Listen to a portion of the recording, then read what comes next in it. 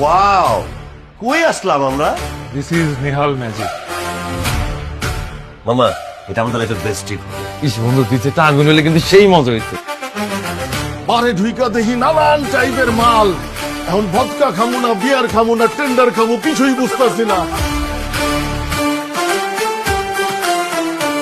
আবু রেসপা দিলে আমারও দিতে হইব। আবু তোর ভাই, আমি তোর ভাই না? তুই এক ভাইরে দিবি, আরেক ভাইরে দিবি না? ধিক্কার জানাই তোর বিবেকরে। ছি নিয়াল, ছি।